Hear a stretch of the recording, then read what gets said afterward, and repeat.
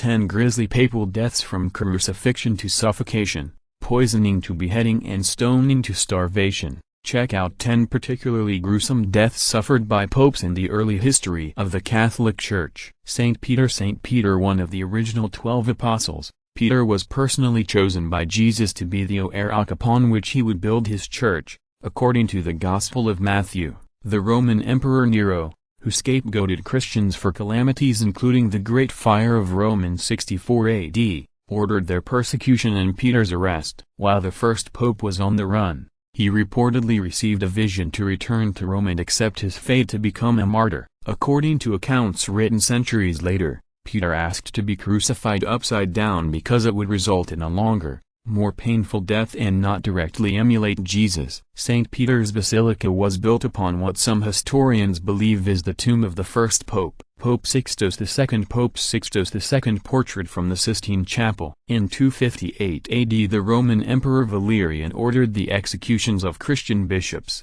priests and deacons, and among the first killed under the decree was Sixtus II. As the pope was sitting in his episcopal chair addressing his congregation inside a Roman cemetery on August 6, 258, imperial troops stormed the liturgical service and beheaded the pontiff along with 4 deacons. The martyred pope was later elevated to sainthood, and his feast day is observed every year on the August 6th anniversary of his death. Pope John VIII. Pope John VIII, credit, print collector. While popes in the early centuries of the Church were murdered because of their political beliefs, palace intrigue was more likely to cause the untimely ends of pontiffs by the Middle Ages. John VIII was the first pope to be assassinated during a particularly turbulent century that would see multiple claimants to the papacy and a succession of violent papal deaths. John VIII was killed by one of his own clerics, perhaps even by a relative who poisoned his drink and, growing impatient at the slow pace of the pope's demise,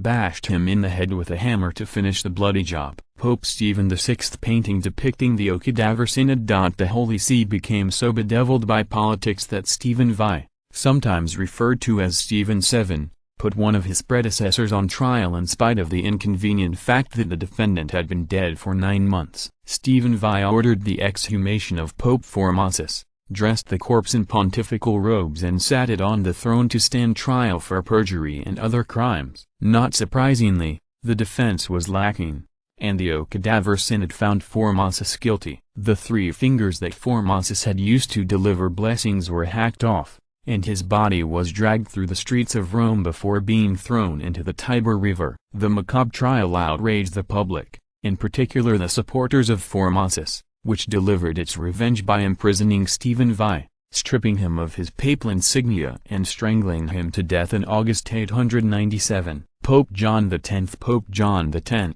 credit, print collector. After ruling for 14 years, John X met his demise after running afoul of Marosa, Rome's most powerful noblewoman and the alleged mistress of one of his predecessors, Pope Sergius III. After John X asserted his independence and entered into a pact with the new king of Italy, Marosa and other nobles revolted. Their forces killed the Pope's beloved brother right in front of his eyes in the Lateran Palace, and 6 months later they deposed and imprisoned the pontiff himself in Castel Sant'Angelo, an ancient fortress built by Emperor Hadrian along the Tiber River. John X died in early 929 after being suffocated by a pillow. With John X removed, Marosa installed a pair of papal puppets before the illegitimate son she allegedly had with Sergius III was elected as Pope John XI.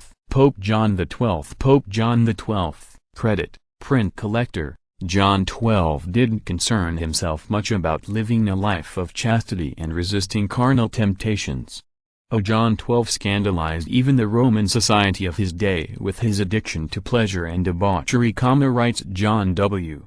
O'Malley in his book A History of the Popes, From Peter to the Present. The Pope's opponents even accused him of turning the papal palace into a brothel. His end may not have been grisly, but John XII died on May 14, 964, doing what he loved. The 27-year-old pope suffered a fatal stroke, allegedly while in bed with a married woman. Benedict V. Pope Benedict VI, credit, Hulton Archive. There were multiple claimants to the papacy following the death of Pope John XIII in 972. With the backing of Holy Roman Emperor Otto I, Benedict VI was elected pope the following year.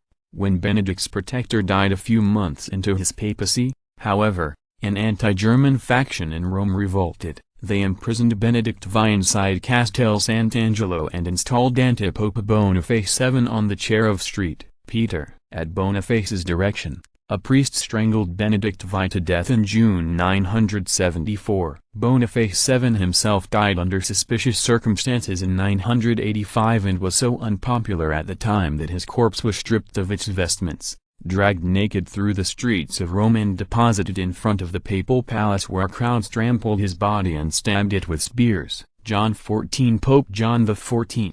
Credit, Hulton Archive. A decade after the death of Benedict VI, John XIV assumed the papal throne with the backing of Holy Roman Emperor Otto II. While in Rome to direct the papal succession, the emperor contracted malaria and died in the arms of the new pope. Left without his protector, John XIV was arrested, beaten and imprisoned in Castel Sant'Angelo under the orders of anti-Pope Boniface VII. After languishing for months inside the fortress, John XIV reportedly died of starvation on August 20, 984. Lucius II Pope Lucius II, circa 1140. Credit, Hulton Archive. Lucius II met a rocky ending less than a year after his election as pope. Faced with an uprising of the Roman Senate, which declared a constitutional republic free from papal rule, Lucius II raised a small army and attacked the resistors on Capitoline Hill. During the battle, Lucius II was struck by a heavy stone,